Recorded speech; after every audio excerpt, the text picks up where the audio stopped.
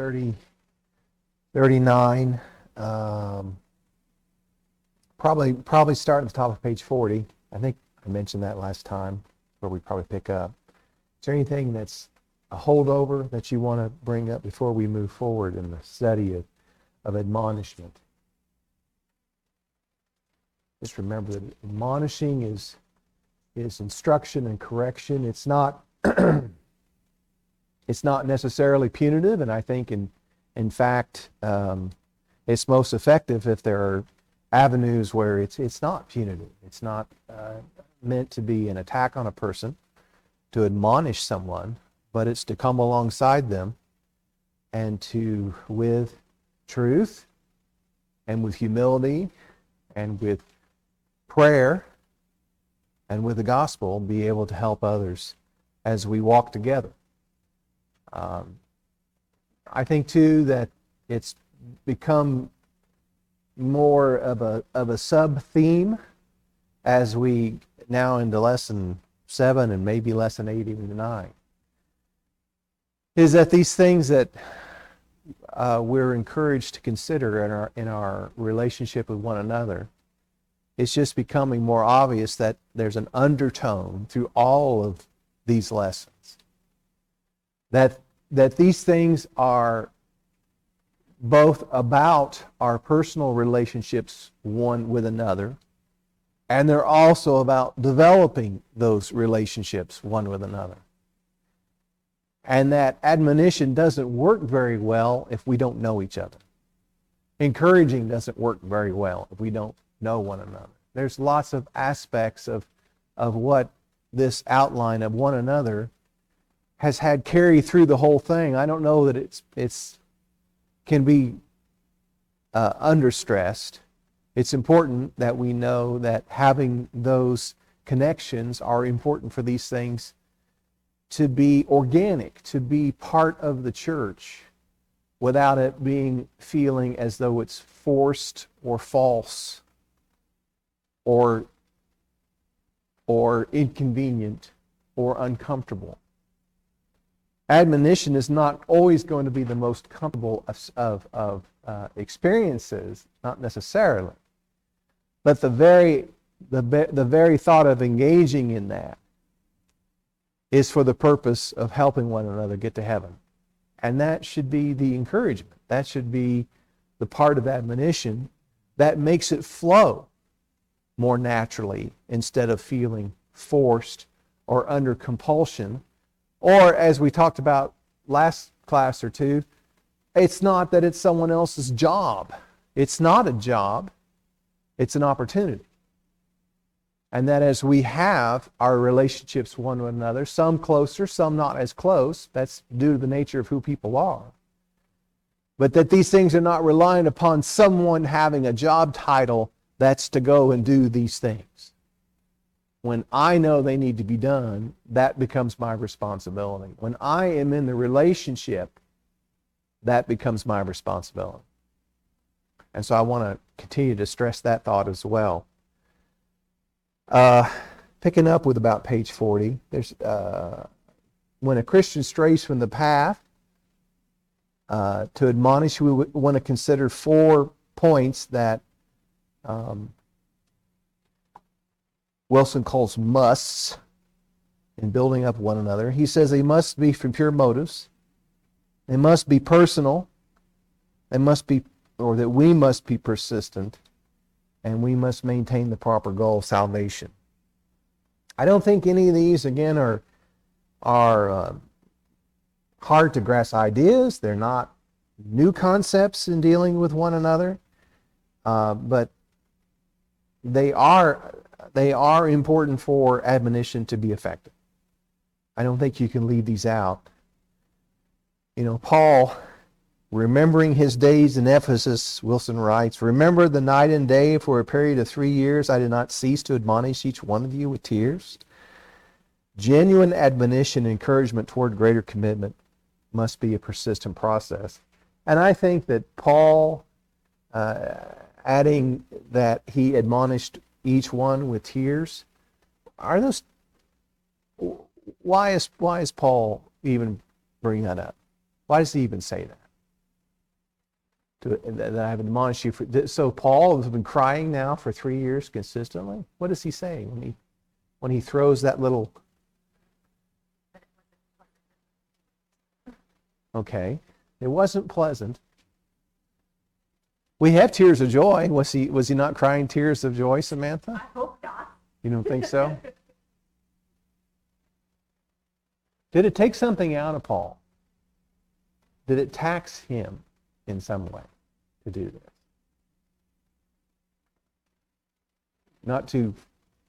A little earlier today, I was in more of a political setting and sort of talking about, servant leadership a little bit in the political realm. And it takes something out of a person. It's a commitment. And people will say, oh, I want to give back to my community, so I'm running for public office. And you kind of go, is that really why you're doing it? Or is there something in it for you? Are you doing it because you want to make a name for yourself? Paul didn't want to make a name for himself. He wasn't trying to become something to either the Thessalonians or anyone else that was making him something in their eyes. And I think it was with humility that he says, this was a burden on me. It's not just you that has to put something into receiving admonition, but there has to be a heart for other people to do that effectively. And it taxes our relationships. We have a tendency to want to not ruffle feathers, because then we have to deal with smoothing them back down again, whatever that means. If you're a bird lover, I guess you know what that is, right? Ruffled feathers. Or I don't want them holding a grudge. Or I don't want them thinking less of me, or I don't want them seeing me as a mean person, or whatever you put in that category. It's still going to be a responsibility that takes out of a person when you're willing, with these 4 factors, to give your admonition in a way that can be received. And that's the whole point of having these process. We kind of said it's not really a process, but there is process to it. That to do this, I think disingenuity, if that is a word, I think I just made that up, to act in an ungenuine or disingenuine manner is probably the quickest way to destroy your influence as an admonisher. And there could be several reasons why it feels fake on the part of someone else. Don't you remember when you lived and had those troubles in your life? Have you lived sinless your whole life? We can come across as, people that aren't genuine. So I think these are really about 4 things to be thinking of that are to ensure that our connections are real, that they're from the heart, and that they're successful in reaching other people. Yes. I'm sorry? Got a comment over here. Let's hear it. Yeah, I was thinking one of the less offensive ways to admonish is found in Colossians 3:16. You're speaking to yourselves in psalms and hymns. You're to admonish one another in songs. Sing it to them is less offensive. I mean, unless you really sound bad, then you're no. That's not your point. I get it. It's a less in your face to do that, but it's a reminder. It's a way for us to teach cultural lessons to one another. Also, those tears that Paul had with, just like about a mother, him feeling those are his children. I mean, ones he brought up, and you hate to see that they're struggling, and he's got to continue to admonish or correct. He's been doing this and so somewhat heartbroken. So I want to make a comment about under A, number 2. Admonishment is only as effective as the heart of the one giving it. I would have to say that a person can have a good and pure heart, and there's still no guarantee of the effectiveness or the outcome and the response of the other person, but that doesn't take away from the fact that the way it's presented needs to be gently and with their best interest. But I think I probably choked up on that word. Admonishment is only as effective. Sometimes it's not effective at all, despite a super good heart. And the other thing was, and I think we've talked all around it, is when we're talking about genuine, is trust. What does it take to build trust? What does that entail? And is that an instantaneous thing? It's a building thing. It can be much more rapidly destroyed than it can be established too. If by reputation you harm someone out of spite or out of ignorance in how you deal with a person with dignity, you can say hard things if you say them and respect the other person. And you can receive hard things if you respect the other person.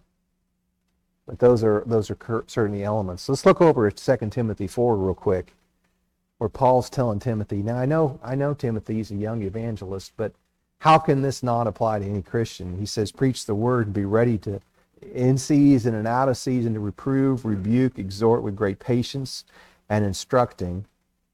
For the time will come when they will not endure sound doctrine, but wanting to have their ears tickled, they will accumulate for themselves teachers in accordance to their own desires, and will turn their ears away from the truth and turn aside to myths. Now this is a harsh reality, as Joy just pointed out.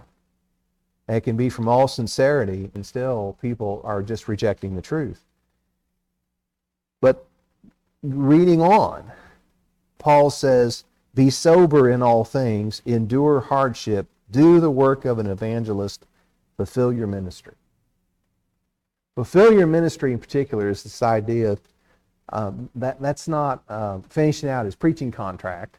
That's your role in the Holy Spirit is to encourage one another to love and good works. Fulfill that ministry.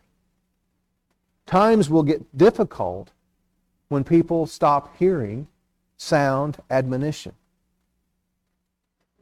And Paul doesn't say pick up roots and go somewhere else or write that person off. He says endure it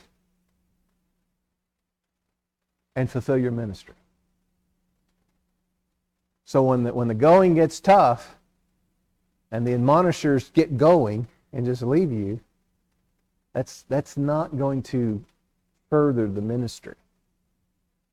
There are times where you have to draw the line. If you have a willful disobedience, that is an open defiance of God, to draw that line. But how far do you go before you get there? You go as far as you can. You go as far as you can. And Paul said he's being poured out as a drink offering. He's being offered up as a sacrifice, in his own words, when his instruction was to reprove and rebuke and exhort with great patience and instruction. All these things that Wilson's outlined are here in where Paul is admonishing Timothy as well. Priscilla and Aquila took someone aside. Well, it was that Gentile guy. I want to call him Caesar. That's not right. Huh? Yes, Apollos. Of course, it's not Caesar. Apollos, because was Apollos genuine in what he was teaching in Acts chapter 18? Completely genuine. He had not received the full word. And they didn't get up and blast the guy in front of all his audience, the people that he had influence with. He said, we're going to instruct you privately, more perfectly, so that you can be more effective. In our zeal for putting down false teaching, man, if you're ever going to jump on someone, it's when they've got the audience and they're teaching. And I got to make sure everyone that heard what he just said hears him get ripped down and torn down so that no one's left confused. It's not what they did. 1 Timothy 5 says the old men are to be admonished with great respect and care. Don't rebuke sharply an older man, but rather appeal to him as a father, to the younger men as brothers, the older women as mothers, and the younger women as sisters in all purity. And these are regardless of station or status or whatever you want to call that, position within the church. There's no church hierarchy among the brothers and sisters of Christ. It doesn't exist. But there is a respect for those who have maturity in age and have experiences that I don't have. And that should be remembered in any situation like that. We have another comment.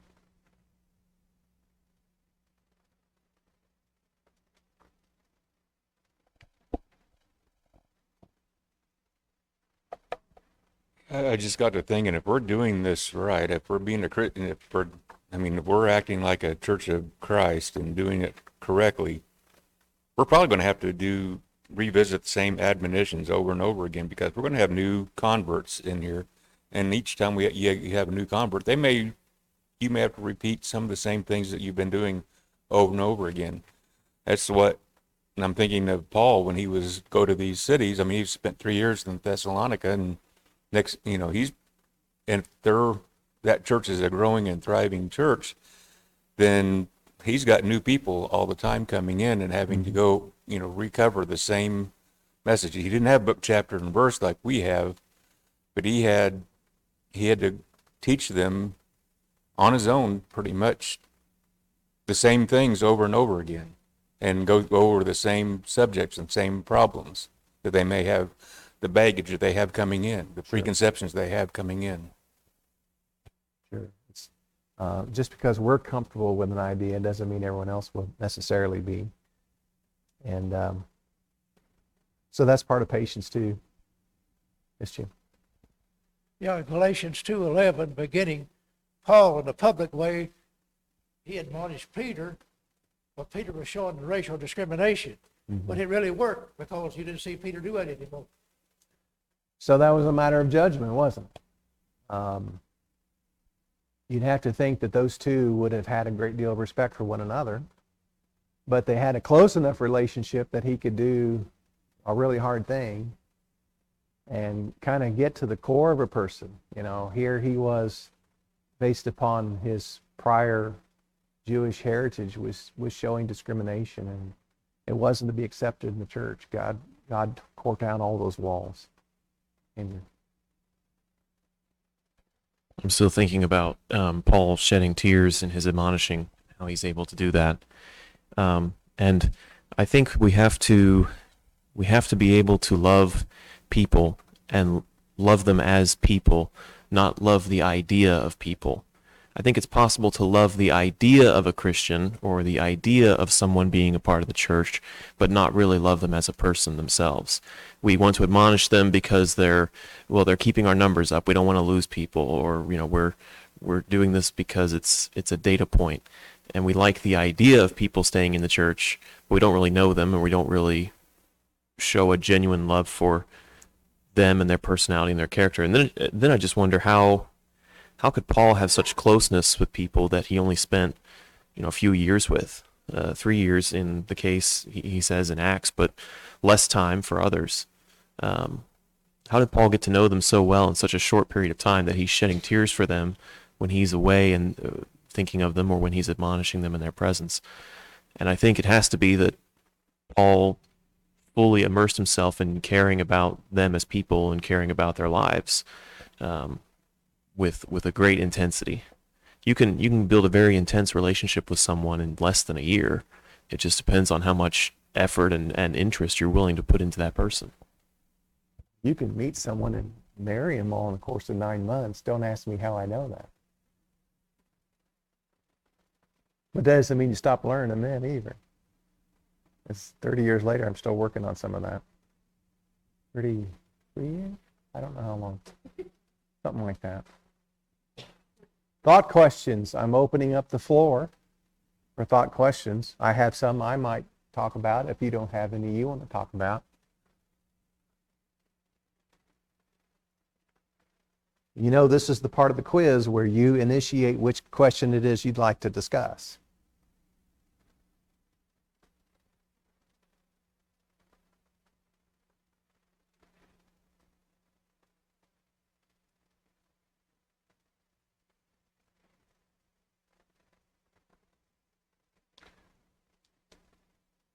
I'm counting down. Number 7, a person who doesn't care how much you know until they know how much you care. You say that to me or to Allison, there's one person in particular we always think of because that is practically his catchphrase, or what has been for years. Is that a value? Is that saying worthwhile? A person doesn't care how much you know until they know how much you care.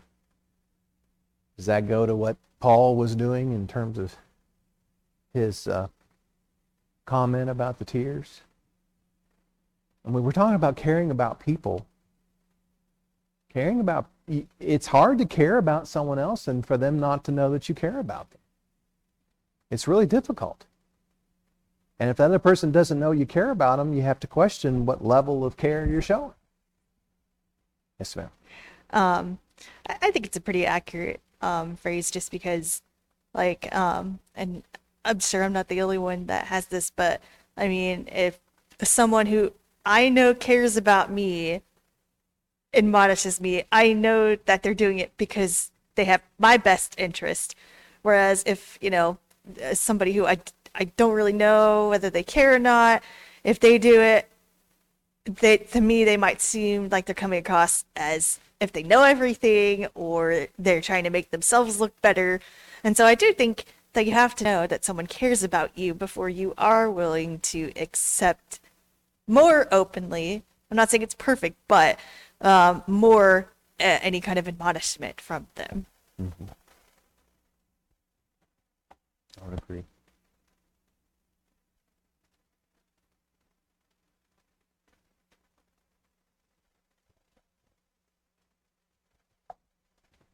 So I think it kind of goes back to Joy's comment about, that's the heart of the person receiving the admonishment. But, in a lot of cases, it's just like Jesus talked about the Pharisees and said, don't pay attention to what they do, but pay attention to what they say. So, and if you look at the Bereans and they research, they searched the scriptures daily to make sure what they were being told was right. And they were admired for that.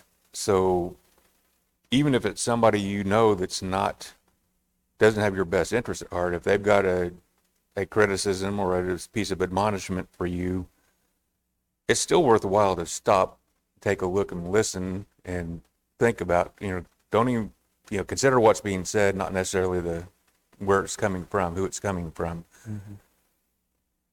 So it can be that way, but admonishment, I think, is more what we're talking about now is the one-on-one, brother to brother, sister to sister, whatever you want to call it. That admonishment that we're talking about here. But there can be a source of admonishment that maybe you don't consider viable or reliable or correct, but yet right is right. If they are right, regardless of whether who they are, that the truth is the truth, if you want to call it that. So they maybe have a correct read on it. So you better at least examine it and examine yourself in that admonishment. So I was texting with another legislator, and I, in my text was the comment, I'm a little leery about what you're suggesting as far as a person to work with on a particular subject matter, because a tiger doesn't change their stripes very easily. And I said, kudos to you for giving credit for being on the right track when I think this person is often on the wrong track. And his response was more Christian than my comment, I suppose. He said, I'll give credit where credit is due. And when someone's right, I'll tell them they're right. And I can still criticize the things that they do that are not right. In case you didn't know, a lot of what goes on in the actual administration of lawmaking is about relationships. And it's about trust. And it's about a lot of the kind of things we talk about in terms of these one another's. It's not really the yelling over each other's head that happens occasionally. That really is where things happen. It's really the relationship building and the working together with people that aren't perfect people like me, and understanding where their strengths are and working with what you've got to move things forward. And that's in a nutshell the way we're to approach admonition too. It's none of us, and I think maybe of all the things that we have talked about, maybe the one that we have not mentioned that much, maybe in the back of our head, is with admonition, it's the concern that that's going to turn the spotlight back on myself. If I'm out to help someone else see something, they might make a change in their life. They might get their notepad out and say, well, let's go over a few things and let's talk about all the things you do and see how you like it. And I think we fear that. I think we fear, and not necessarily the person's going to do that, as much as the thought of the judgment that comes from, well, if you're approaching someone else to help them see a more better way, how much are the glaring errors in my life going to stand out to that person so distracted they can't even hear what we're talking about? Because they think, well, you do this and this, and someone ought to tell you to shape up too. And I think we just don't want to engage in that. I think we want to avoid that kind of scenario. So that's a part two of this being genuine, is you do open yourself up. Especially if you're a critic that's not necessarily so kind when you're a critic, or maybe a source that's not always appreciated, you open yourself up to, well, if he can dish it out, but can he take it? Let's see how he does with some criticism. Number 4. Are Christians competent to counsel? We talk about admonition and rebuking and exhorting and these kind of things.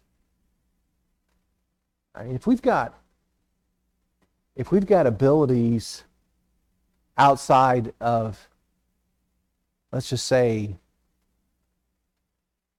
biblical textual matters, do we have room to rebuke and exhort and admonish and encourage in those areas as well? And I want you to think about that in response, or in reflecting on that, knowing a person and that having a genuine relationship with that person should feel like.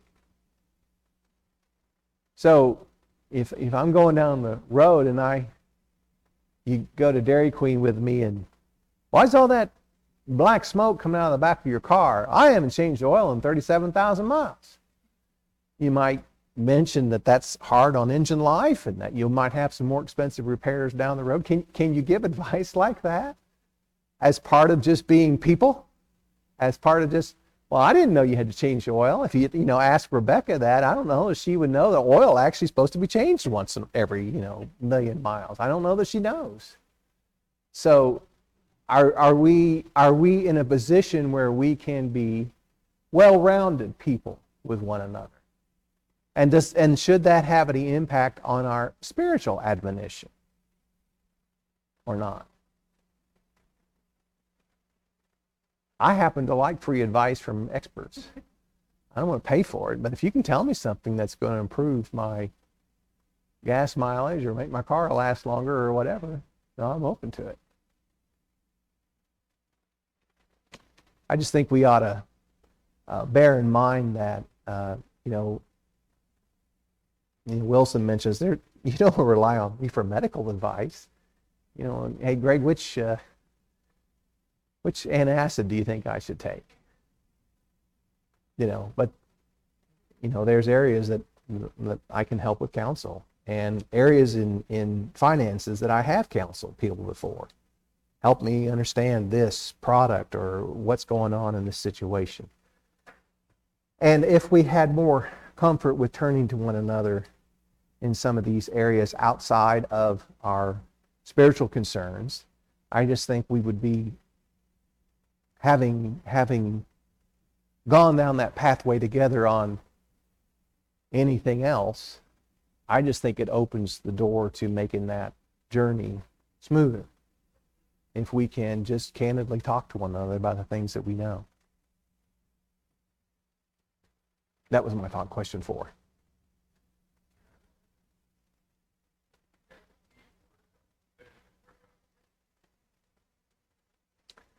Well, he wasn't really talking about fishing now, was he? So he had an ulterior motive there, but it certainly got their attention, didn't it? I really liked when Wilson talks about on page 39 under 2 qualifications for admonishment. It's A2. Galatians 6:1-2 reminds us that not everyone is qualified to admonish, but only those who are spiritual. He doesn't say sinless, but spiritual. In other words, only those with a humble heart for God, coupled with a spirit of compassion, and have the right to correct others.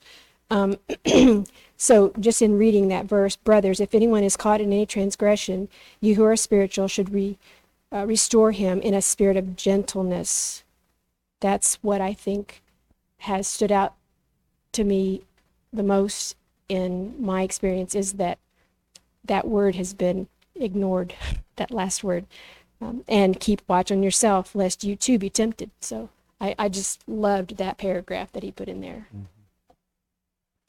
I think too, we've been talking about leadership in the church, and some of the things that were brought out when several of us studied on a Saturday morning about this sort of command and control model of church leadership, and how it's unbiblical.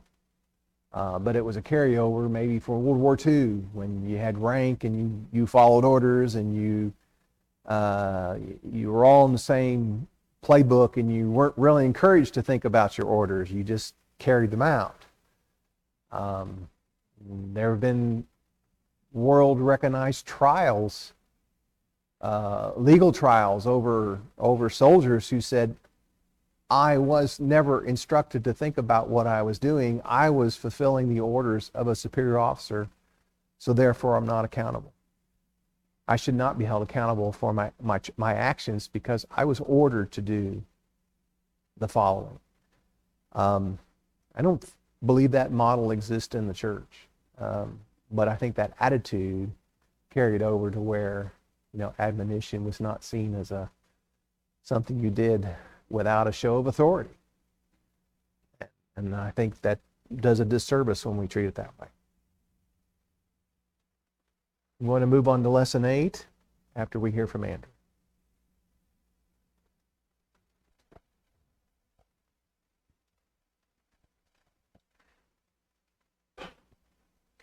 Some of my answers might be a little ill thought out because I'm kind of reacting in the moment. But Wilson says, in most instances, a wise Christian can offer good counsel. And I felt like it was worth trying to write down. It depends on what your definition of a wise Christian is. A wise Christian, I think, is not just somebody who has life experience or who has done a lot of things. It's not necessarily someone old or older than you. And it doesn't mean a Christian who's been in the church in a long time, or was a founding member of the church, or was raised in the church, or whatever. I think the definition of a wise Christian has to be the result of applying Scripture accurately, and they have demonstrated that if you apply Scripture accurately, they can see the results through to the end. It's not just life experience of, well, I did this and it worked out this way, and well, it turned out pretty good for me, so you should do the same thing. Mm-hmm. But that's that's not that may be life experience, and maybe there's wisdom in that, but I don't think it's the same thing as being a wise Christian. And I think the way the question put it earlier was someone with life experience coupled with an understanding of God's will. Mm-hmm. So it's not just you need items 1 and 2. It's they're one thing together. Yeah, the foolishness and wisdom, if we're going to use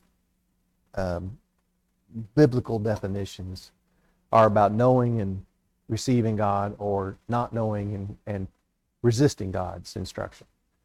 The fool is not necessarily, they could be a very cunning person and be a fool because they rejected the wisdom of God.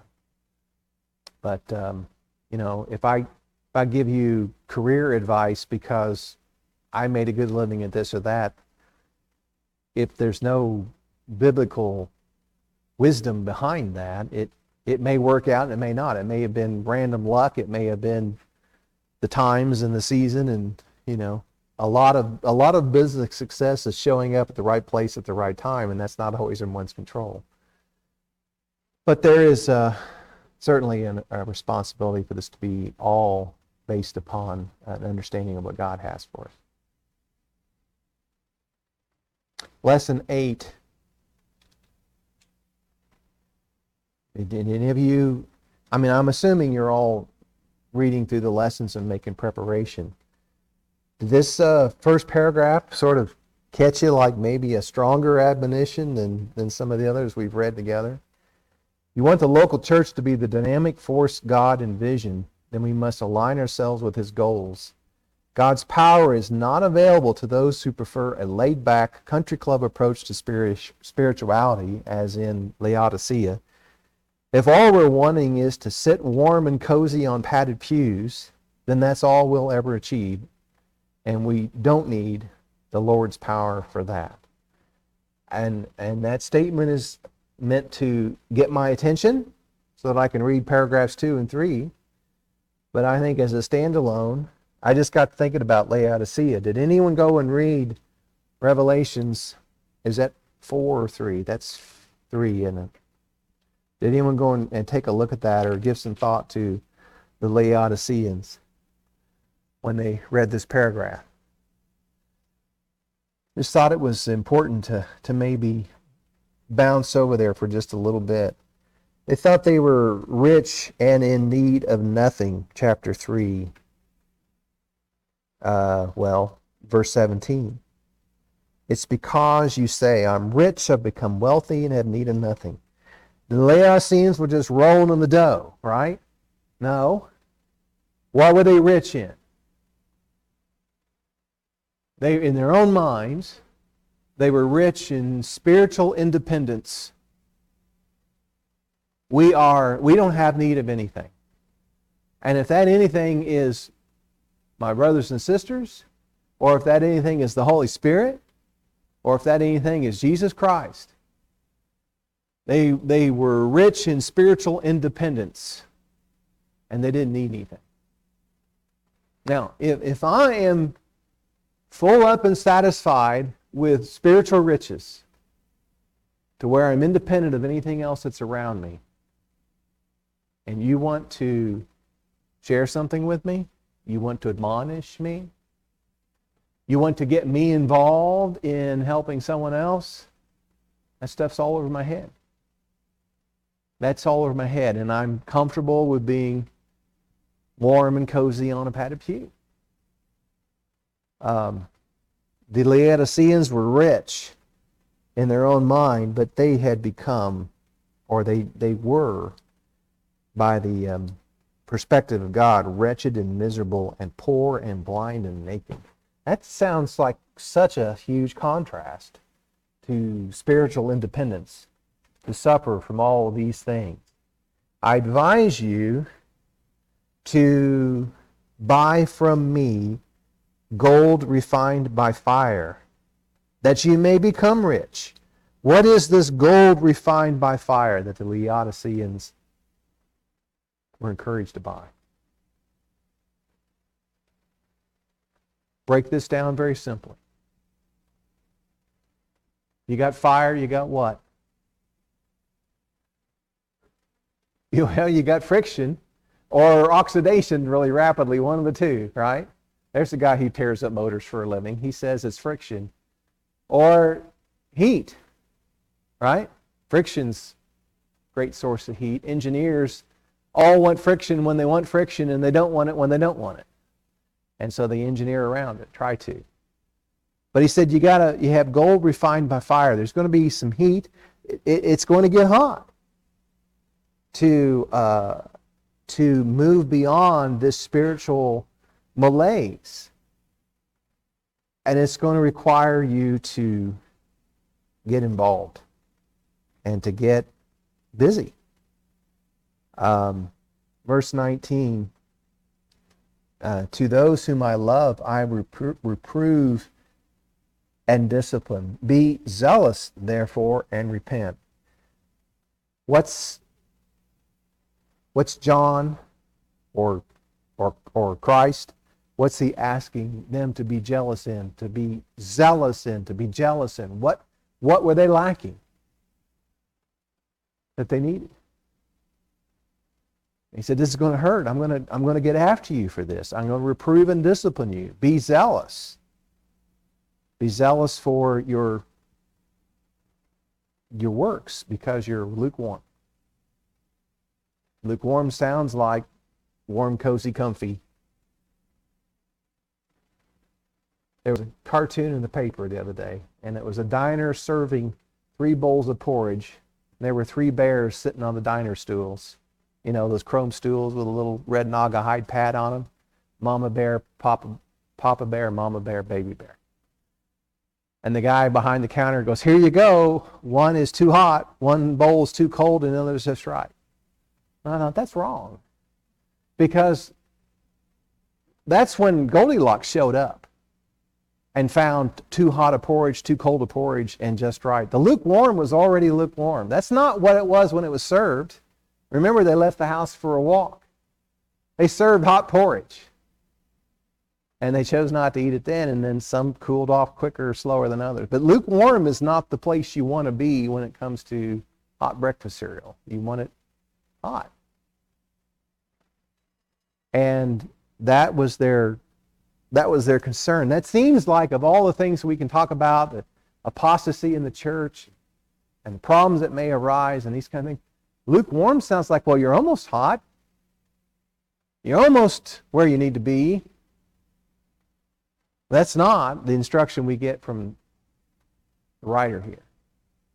He says that's to be spit out. That's to be spewed out.